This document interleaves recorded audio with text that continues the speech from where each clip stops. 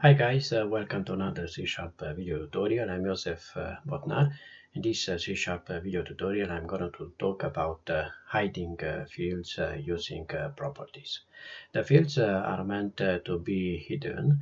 They are meant to be used inside the class where they were declared. Instead of it, properties are meant to be used outside the class where they were declared. Here inside of my code, I declared these two fields, a, x, and by, and to another code lines, I declared these two properties, a, x, and by. The first thing what you should notice is the fact that access modifier are different. Here for fields, I used this private access modifier, and for properties, I used this public access modifier. Most of the time, the fields has a private access modifier because they are meant to be hidden. The good practice of programming recommend that the fields to be hidden because for a reason of safety. If you are going to use your fields outside the class where we're declared, and you are going to use a public access modifier for them, your code is not going to be safe. That's why we should hide the fields using properties, and that's why the properties, the most of the time, they have their access modifier public. So here in my code, I used these two classes, mathematics and calculator. Each of them is part of different files. You can realize easy this if you go over on this Solution Explorer. And here you can see I've got these two files, mathematics, which contains this class mathematics, and another file is calculator, which contains this class calculator.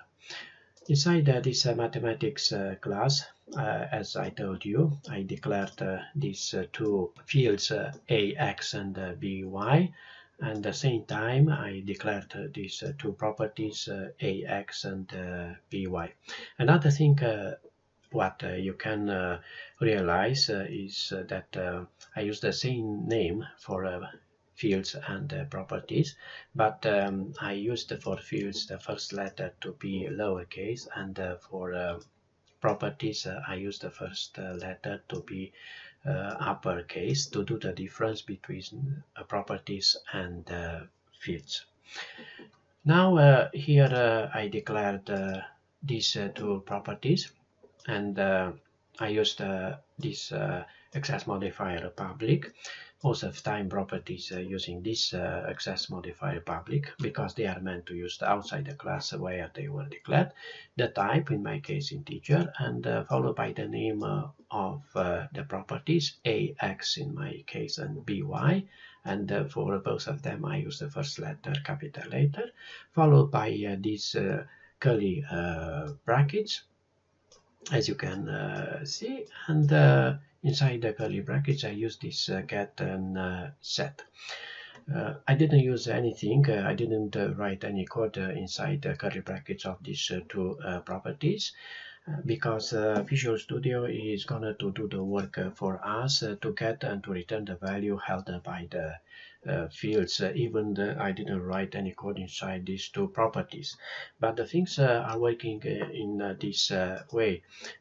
These two fields, actually the values held by these two fields are used to be initialized using this constructor here, as you can see, and the value of these two fields, a, x, and by, are assigned to these two property ax and by using this mathematics constructor, which are retrieved using this mathematics object. And here inside its parentheses, I write these two arguments, 20 and 10, which will be sent inside parentheses of this constructor for these two fields, a, x, and by.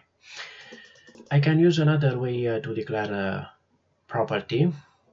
I can write a code if I want. So let's do so. I remove these semicolons.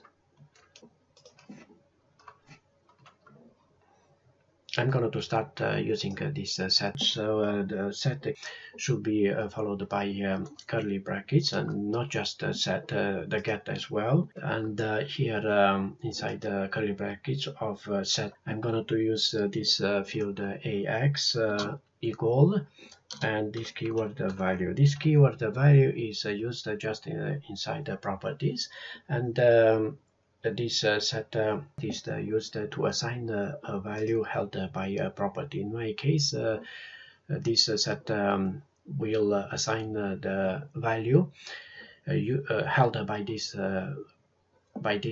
field AX, and the value will be assigned to this property AX, and the get keyword is used to return the value held by field.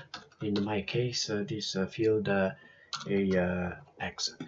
So this is another way to declare a property. So you can write a code inside the property, as you can see here. Let me to fix a bit this code, this way to declare a property.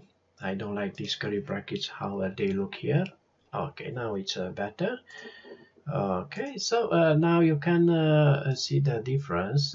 Here I used this way to declare a property. So this set will assign the value held by this AX field, and the get will return the value held by this AX field.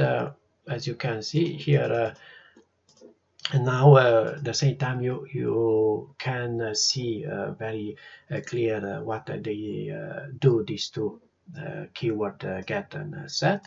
I repeat, so this set will assign the value held by a field, and get return the value held by a field. And this is the way to hide the fields using properties. So here I used these fields. I used this private access modifier to hide these two fields AX and BY, and I use these two properties AX and BY to get values and to return the values held by these two fields AX and BY. And you can see the two way to declare a property using code inside these two keywords get and set, and another way to declare a property this short way using just a get and set. In this way we can't see the code like to another way here, but even that Visual Studio is going to work in the background and is going to do the work for us. So we don't need to write actually this long way, this code inside this property. We can use this short way as I used here because the Visual Studio is going to do the work for us. So let's do a repetition now to the end of my video tutorial. So the fields are meant to be used inside the class where they were declared. That's why they have the most of time this access modifier private. What is the reason? The reason because we should hide fields is safety reason, to keep our code safe, and we gonna to use properties to hide the fields. In this way, as you can see, you can use the long way to code inside the properties, and these two keywords is used set is used to assign the value, and get is used to return the value held by a field. And most of the time the properties are public because they are meant to be used outside the class where they were declared. How we gonna to get the values returned by the properties? If I go here inside another file, calculator, where I use this class calculator, and inside this static void main, where I declared two or three objects. I don't remember very well. There I've got three objects actually there. So I declared on these code lines these mathematics objects using these reference variables sum, subt, and multi, and I can access the value returned by the properties using the reference variable of object, in this case sum, and here I get the value of this property ax, and here I get the value returned by this property bi. In the same way, the things are working here, where I have this reference variable subt, and this reference variable subt will get the value returned by this property ax, and here the value returned by this property bi. So that's all for today. Thank you for watching this video tutorial. I'm waiting for you to watch my another video tutorial. See you next time.